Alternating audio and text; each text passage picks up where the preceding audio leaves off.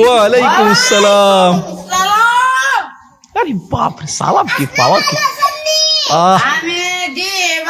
ভালো।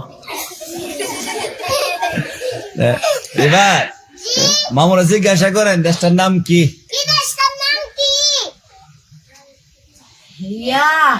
কিয়া